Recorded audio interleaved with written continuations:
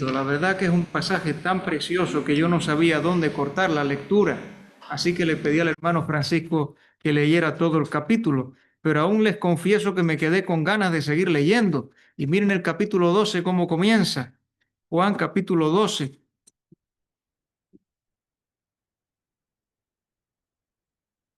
6 días antes de la Pascua vino Jesús a Betania, donde estaba Lázaro, el que había estado muerto y a quien había resucitado de los muertos. Y le hicieron una cena. Marta servía y Lázaro era uno de los que estaban sentados a la mesa con él. Ahora versículo 9.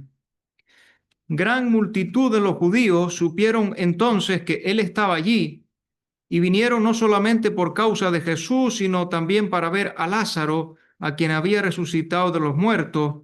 Pero los principales sacerdotes acordaron dar muerte también a Lázaro, porque a causa de él muchos de los judíos se apartaban y creían en Jesús. Que el Señor bendiga su palabra. Hermanos, vamos a ver brevemente, ¿verdad? La última de las 7 señales del Señor Jesucristo durante su ministerio público que se mencionan en el Evangelio de Juan. Ya hemos hablado varias veces acerca de que el Señor hizo otras muchas señales en presencia de sus discípulos, pero estas se han escrito para que creáis que Jesús es el Cristo, el Hijo de Dios, y para que creyendo tengáis vida en su nombre. Y aquí he querido bosquejar o he entendido una manera de bosquejar este capítulo 11 de Juan, mirando siempre a Lázaro. Y vamos a fijarnos que las 5 divisiones que vamos a tener en el capítulo siempre están mirando a Lázaro, aunque tenemos que decir que Lázaro es una persona importante, pero la persona central es el mismo Señor Jesucristo. Y que esta obra de sanidad habría de ser para su gloria y para su honra. Y miren, en primer lugar, los versículos del 1 al 6 nos hablan de enfermedad. Y podríamos tomar para pensar en esta primera división estas palabras del versículo 1 que dicen, estaba entonces enfermo. Estaba entonces enfermo. ¿Quién estaba enfermo? Uno llamado Lázaro. Este hombre, Lázaro, tiene un nombre que significa Dios es mi ayuda. Y empezamos diciendo que estaba enfermo.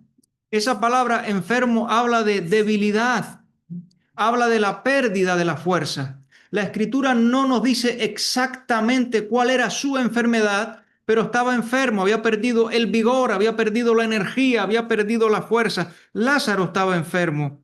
En los versículos 1, 2, 3 y 6, hasta en 4 ocasiones, aparece la palabra enfermo y en el versículo 4 aparece la palabra enfermedad. Y bien entendemos que esta habría de ser, fuera la que fuese, una grave enfermedad, puesto que finalmente le llevaría a la muerte, de la enfermedad pasaría a la muerte. ¿Dónde estaba Lázaro? El versículo 1 nos sigue diciendo que era de Betania. Betania era una aldea situada a unos 3 kilómetros de Jerusalén. Hoy día esta aldea Betania se conoce algo así, no sé si lo pronunciaré bien, como el Azarillé o Lazarillé, es decir, el pueblo de Lázaro, porque se recuerda la figura de Lázaro asociada a Betania. Y a continuación nos dice el mismo versículo 1, nos habla de la familia de Lázaro, de sus hermanas Marta y María. Y luego el versículo 2 nos dice que esta María habría sido quien ungió al Señor con perfume y le enjugó los pies con sus cabellos. Así que digo, tenemos la enfermedad y tenemos el caso de Lázaro que estaba enfermo. Ahora, en los versículos 3 al 6 de nuestro pasaje, vamos a ver el ejemplo de María y de Marta ante esta situación de enfermedad de su hermano. Leo el versículo 3. Enviaron pues las hermanas para decir a Jesús, Señor, he aquí, el que amas está enfermo. Ante la enfermedad digo que vemos el ejemplo de Marta y de María porque ellas comunicaron su situación al Señor, expresaron su situación al Señor. Sabían dónde estaba el Señor Jesús y le enviaron un mensaje urgente. Este mensaje era, Señor, he aquí el que amas está enfermo. Y bien nos llevan a pensar estas palabras, que cuando nosotros, aquellas personas a quienes amamos se enferman, hacemos bien en acudir a los médicos y hacemos bien en solicitar a los mejores especialistas que nos den su criterio, que nos den un diagnóstico y que nos proporcionen los remedios humanamente mejores. Pero nunca hemos de olvidar en todos nuestros pasos a aquel que es el médico divino, aquel que es el protector más sabio, aquel cuya mano bienhechora es indispensable para que haya salud en cualquiera que está afectado de un mal. Como Job, aún ante la pérdida, el dolor y también la enfermedad, nuestro primer acto debe ser hincar la rodilla en actitud de adoración y decir: Jehová dio, Jehová quitó, sea el nombre de Jehová bendito. Y puede ser la pérdida de la salud. Como Ezequías en el segundo libro de Reyes, capítulo 20, cuando Dios le dice: ordena tu casa porque morirás y no vivirás. Debemos exponer ante Dios nuestras necesidades y abrirle nuestro corazón en la hora de la enfermedad, y también clamar por aquellos que nosotros amamos, por nuestros prójimos, por nuestros hermanos, por nuestros familiares, elevar una súplica al Padre en nombre del Señor Jesucristo. Y notamos que Marta y María no le dijeron al Señor Jesús qué es lo que tenía que hacer. Simplemente notificaron: esto está pasando. Y en esto vemos unas palabras verdaderamente adecuadas. El versículo 4 sigue diciendo que el Señor Jesús escuchó este clamor. Dice el versículo 4, oyéndolo Jesús. Y estas palabras también nos recuerdan que cuando el creyente clama, cuando el creyente invoca el nombre del Señor, es escuchado, claman los justos y Jehová oye. Leemos en el libro de los Salmos: y los libra de todas sus angustias. Y el Señor tenía un propósito con aquella enfermedad. Sigue diciendo el versículo 4, esta enfermedad no es para muerte, ese no sería el resultado final, sino para la gloria de Dios, para que el Hijo de Dios sea glorificado por ella. Ese había de ser el propósito verdadero, la gloria de Dios.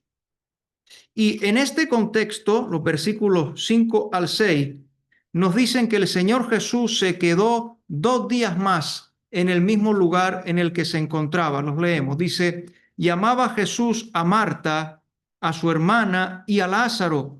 Cuando oyó pues que estaba enfermo, se quedó 2 días más en el lugar donde estaba. Y parece que hay un énfasis en el pasaje, porque el versículo 4 dice: oyéndolo Jesús, y el versículo 6 dice: cuando oyó pues. El Señor Jesús, que todo lo sabe y que nada escapa a su conocimiento, aquí se nos dice que había oído este mensaje.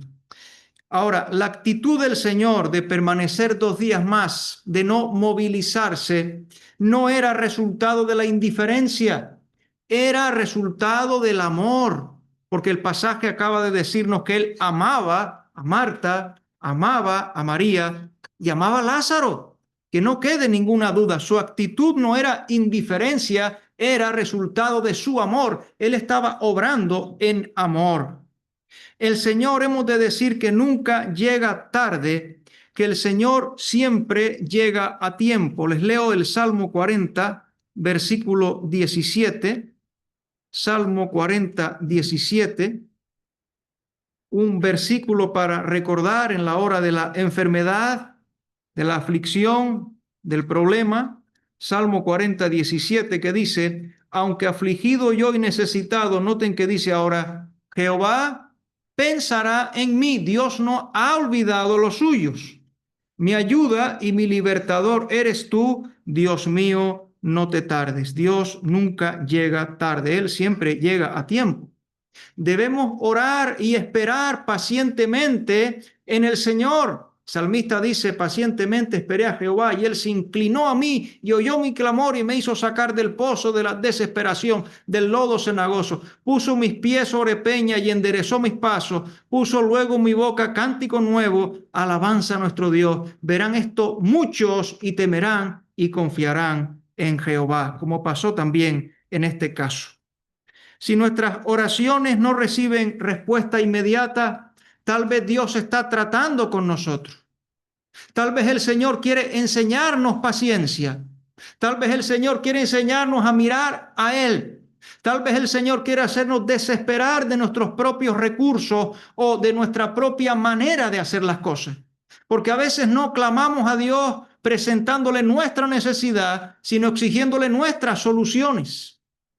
Pero Dios es poderoso para hacer las cosas mucho más abundantemente de lo que pedimos o entendemos, según el poder que actúa en nosotros. Eso está en Efesios capítulo 3, que termina diciendo: a Él sea la gloria en la iglesia en Cristo Jesús.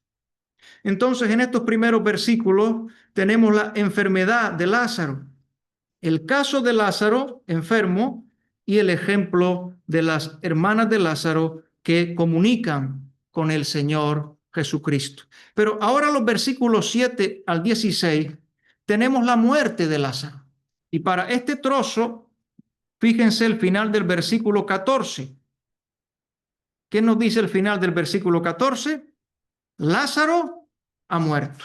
Pasamos de Lázaro está enfermo a Lázaro ha muerto. Y aquí podemos destacar dos ideas. En primer lugar, Lázaro ha muerto.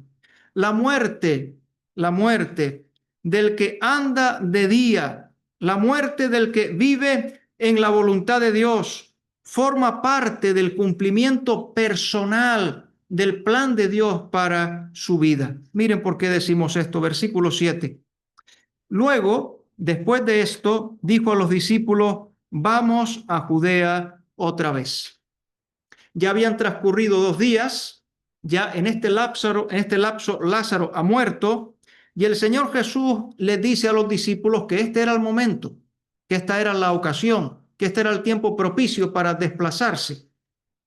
Y vemos el verbo ir, que aparece en el versículo 7, dice: vamos a Judea, les dice ¿a dónde? Ahora en el versículo 11 nos dice el para qué. El versículo 11 dice al final del versículo 11, voy, de nuevo el verbo ir, para despertarle. El versículo 15, al final del versículo 15, dice que esta es una visita personal, porque dice vamos a él, vamos a Lázaro, hacia Lázaro. Y el versículo 16 es Tomás, que estaba contrariado, que estaba turbado, que estaba asustado. Y a la mitad del versículo dice, vamos también nosotros para que muramos con él. Versículo 8. Le dijeron los discípulos: Rabí, ahora procuraban los judíos apedrearte y otra vez vas allá. Los discípulos estaban recordando una hoja más atrás, en el capítulo 10, versículo 31. Pueden mirarlo conmigo, 10:31. Entonces los judíos volvieron a tomar piedras para apedrearle, después de que el Señor Jesús le había dado vista al ciego de nacimiento, habían querido apedrearle. Así que expresaron sorpresa ante el hecho de que pensase siquiera ir a Judea ante un peligro tan grande, tan inminente. Versículo siguiente, que sería el versículo 9. Respondió Jesús: ¿no tiene el día 12 horas? El que anda de día no tropieza porque ve la luz de este mundo, pero el que anda de noche tropieza porque no hay luz en él. El Señor Jesús, andando en la plena obediencia al Padre, cumpliendo el plan perfecto de su Padre, sabía no solo acerca de él, sino enseña hoy para el creyente que el que anda en la obediencia, en el servicio de Dios según su voluntad, no tiene por qué estar preocupado por la muerte, porque solo le llegará la muerte cuando sea el momento en el cual Dios haya de llamarle en cumplimiento de esa misma voluntad. Hasta que no terminase la obra que había sido iniciada, no pasaría por la muerte. En un sentido, esto pasa con el creyente. Hemos cantado el himno, no sé si lo han notado: cuando acabe aquí mi obra y me llame el Salvador, cierto estoy que por su gracia allí estaré. Cuando acabe aquí mi obra. Si estamos andando en comunión con el Señor y haciendo su voluntad, no habrá poder sobre la tierra que nos pueda eliminar antes del tiempo marcado, designado, establecido, fijado por Dios. Nuestra vida y nuestra muerte están en las manos de Dios, así que ese no era motivo para preocupación en este sentido. escribe un comentarista, somos inmortales mientras no hayamos terminado el trabajo que Dios nos ha encomendado. Y en el libro de Proverbios está escrito, por su maldad será lanzado el impío, mas el justo en su muerte tiene esperanza, porque esta está en la mano de Dios. Proverbios 14:32 y Salmo 116:15, estimada es a los ojos de Jehová la muerte de sus santos. Pero en segundo lugar, pensando en la muerte, el Señor Jesús hablará ahora de la muerte del creyente como un dormir. Y esto está en los versículos 11 al 15. Dicho esto, les dijo después, nuestro amigo Lázaro duerme, mas voy para despertarle. El Señor Jesús habló de la muerte de Lázaro como de un dormir, en tanto que cualquiera podría despertar a su prójimo que está descansando. El Señor Jesús emplea esta misma figura diciendo que habría de ir para despertarle, diciendo que habría de ir para devolverle a la vida, para resucitarle. La muerte para el cristiano es un dormir. Qué palabras tan suaves, qué palabras que hablan de descanso, que hablan de verdadera esperanza. La muerte para el cristiano no es sino un dormir, es un cerrar los ojos. Evidentemente se refiere al cuerpo que es depositado en tierra en la espera de la resurrección, cuando sea despertado, cuando sea levantado. 1 Corintios 15 dice, mas ahora Cristo ha resucitado de los muertos, primicias de los que, ¿qué palabra recuerdan? Durmieron. Es hecho. 1 Corintios 15:20. Y en 1 Tesalonicenses 4:14 dice, porque si creemos que Jesús murió y resucitó, así también traerá Dios con Jesús a los que durmieron en él. El dormir es la imagen, la muerte para el creyente es solo un dormir. Os decimos esto en palabra del Señor, nosotros que vivimos, que habremos quedado hasta la venida del Señor, no precederemos a los que durmieron.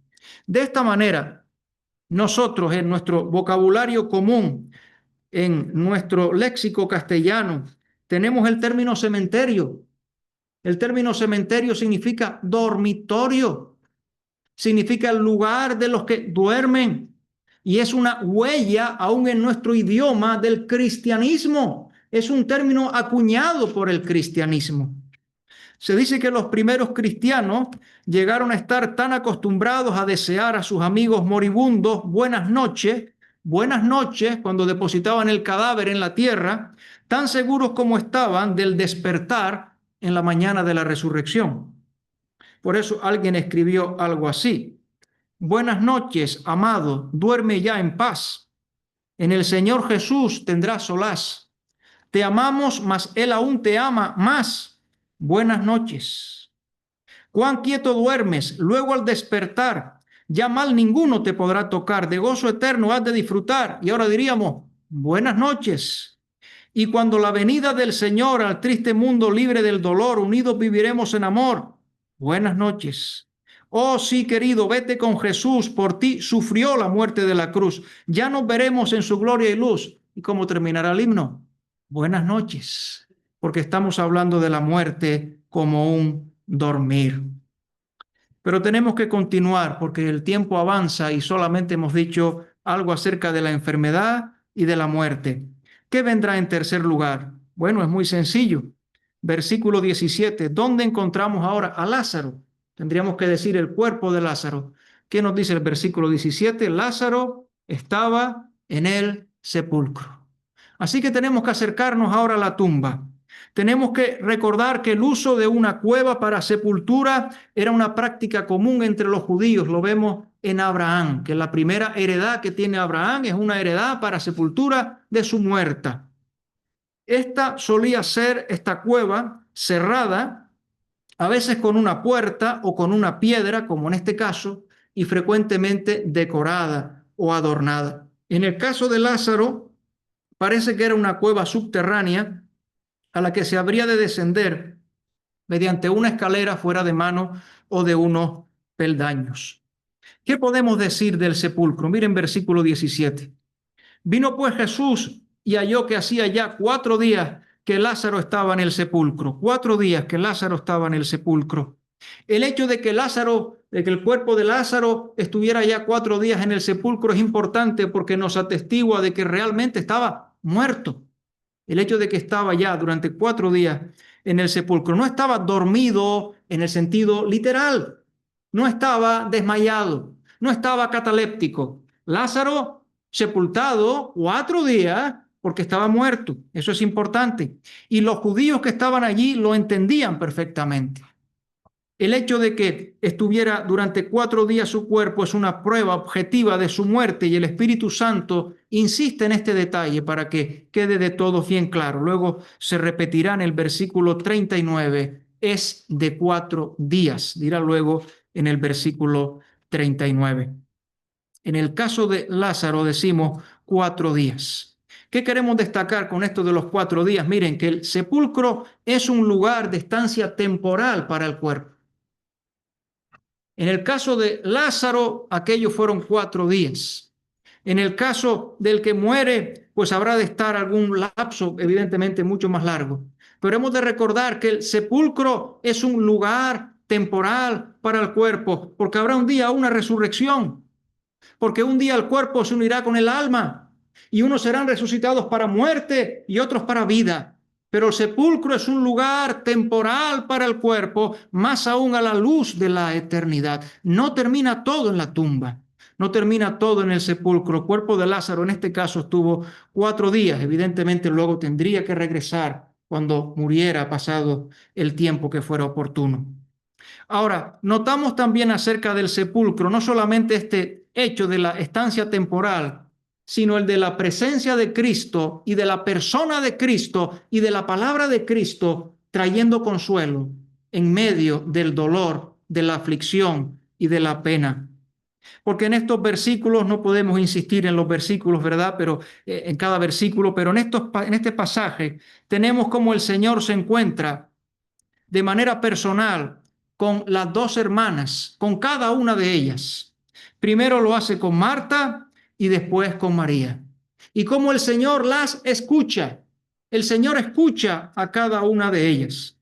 Las 2 le expresan un mismo pensamiento. Está en los versículos 21 y 32. Y el pensamiento era este: Señor, si hubieses estado aquí, mi hermano no habría muerto.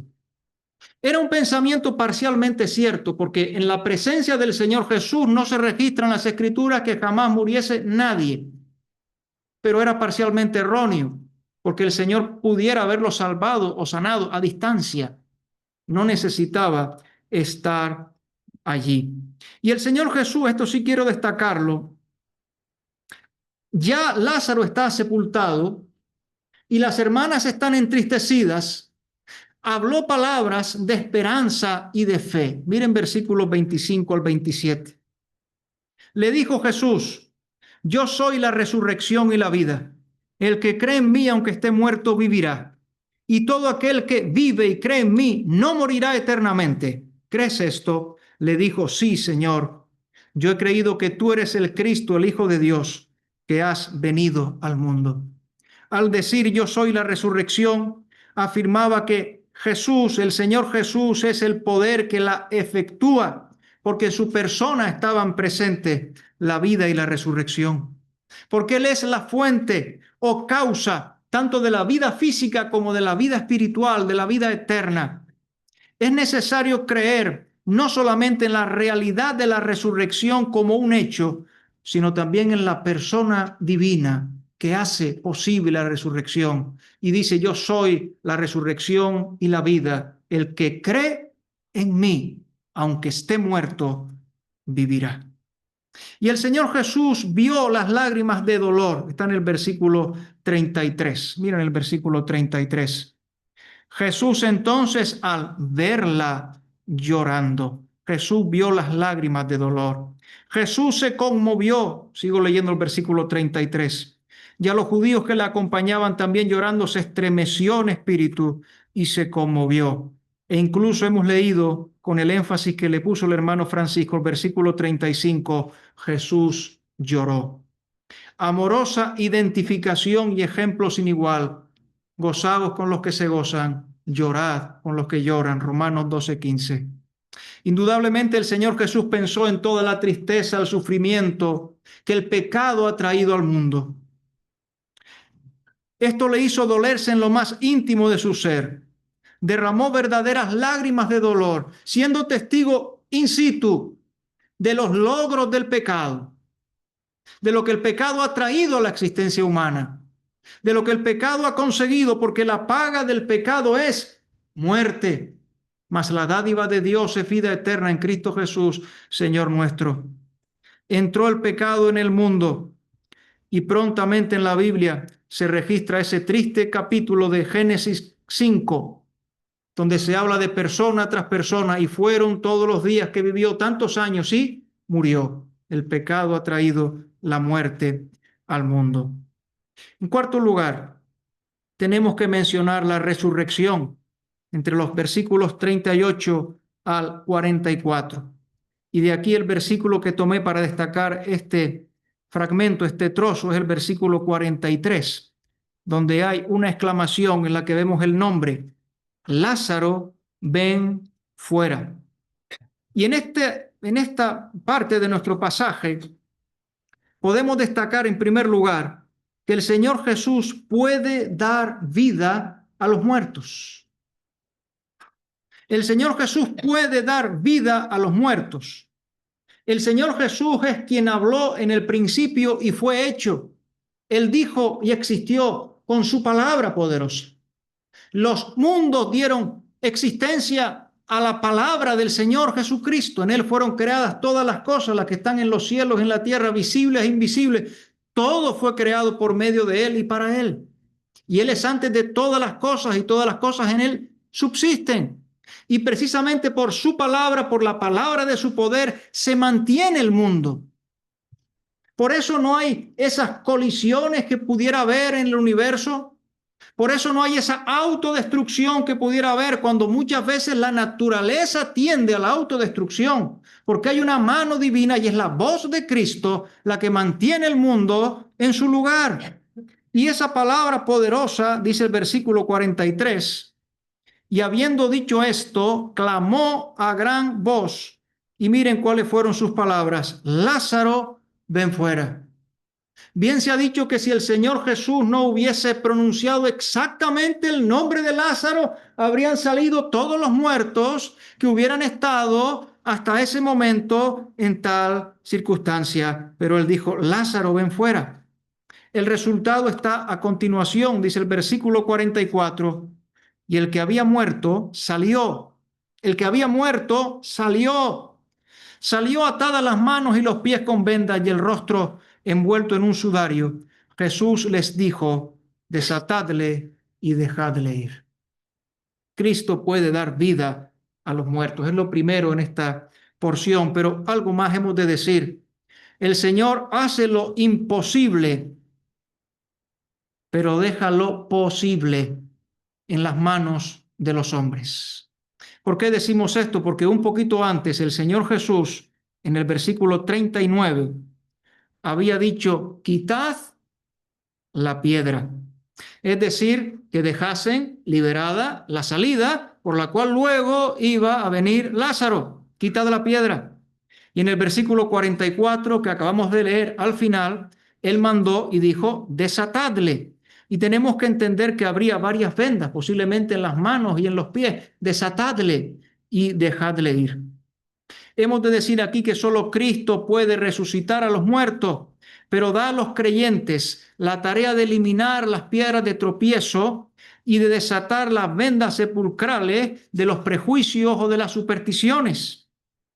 Solo Jesús puede dar vida, otros fueron llamados a desatarlo, a quitar las cosas que aún estaban aferradas a él y que le impedirían caminar libremente, andar libremente en la nueva vida que había recibido del Señor. Así que también aquí hay un llamado a la implicación, a la responsabilidad, a la cooperación del pueblo del Señor para que un alma sea salvada. Quitad la piedra, hay que trabajar con la persona primero y después ayudar a desatarla, ayudarla a quitar aquellas cosas que le van a impedir en su caminar con Cristo, andar en la nueva vida. Por último, hemos llegado casi al final. Y aquí tuve una pequeña dificultad porque yo buscaba la palabra Lázaro y siempre ponía la palabra Lázaro y entonces tuve que llegar al capítulo 12, versículo 1, porque en el capítulo 12, versículo 1, se nos habla de que Lázaro estaba en Betania. Capítulo 12, versículo 1. Y aquí tenemos que hablar de vida. Hemos hablado de la enfermedad, de la muerte, del sepulcro, de la resurrección y de la vida. Hubo vida. ¿Por qué hubo vida? En primer lugar, porque Lázaro, resucitado, vivió. Y nosotros vemos el capítulo 12, no solo estos versículos del 45 al 57, sino vemos el capítulo 12 y vemos que Lázaro estaba vivo. Pero también porque a través de esta señal, dice el versículo 45, entonces muchos de los judíos que habían venido para acompañar a María y vieron lo que hizo Jesús, creyeron en él. Y cuando creyeron en él, recibieron perdón de pecados y vida en su nombre. Así que hubo vida. Y todo esto para la gloria del Señor. Pero también hubo sentencia de muerte, versículo 46. Pero algunos de ellos fueron a los fariseos y les dijeron lo que Jesús había hecho. Entonces los principales sacerdotes y los fariseos reunieron el concilio y dijeron, ¿qué haremos?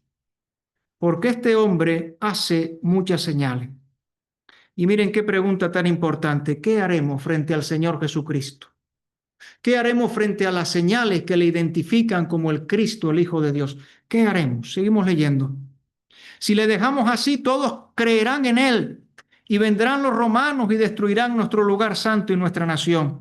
Entonces Caifás, uno de ellos, sumo sacerdote, aquel año les dijo, vosotros no sabéis nada, ni pensáis que nos conviene que un hombre muera por el pueblo y no que toda la nación perezca. Esto no lo dijo por sí mismo, sino que como era el sumo sacerdote aquel año, profetizó que Jesús había de morir por la nación, y no solamente por la nación, sino también para congregar en uno a los hijos de Dios que estaban dispersos. Así que desde aquel día acordaron matarle. Y sin ellos pretenderlo ni procurarlo, profetizaron la muerte del Señor Jesús. Nos conviene que muera uno y no que todo el pueblo perezca. Profetizaron sin pretenderlo, sin saberlo. Lo que dijo Caifás era absoluta verdad, pero él mismo no creyó en el Señor Jesucristo. Dice la Escritura, porque de tal manera amó Dios al mundo que ha dado a su Hijo unigénito para que todo aquel que en él cree no perezca, sino que tenga vida eterna. Entonces hubo sentencia de muerte para matar al Señor Jesucristo, y miren el capítulo 12, versículo 10, y también a Lázaro. Pero los principales sacerdotes acordaron dar muerte también a Lázaro, porque a causa de él muchos de los judíos se apartaban y creían en Jesús. ¿Qué haremos? Es la pregunta que nosotros podríamos dejar en esta tarde. Y para concluir, vamos a leer en Juan capítulo 5. Juan capítulo 5,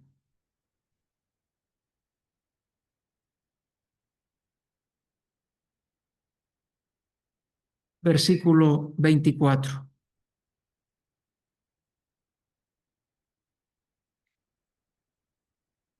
De cierto os digo, el que oye mi palabra y cree al que me envió, tiene vida eterna y no vendrá a condenación, mas ha pasado de muerte a vida.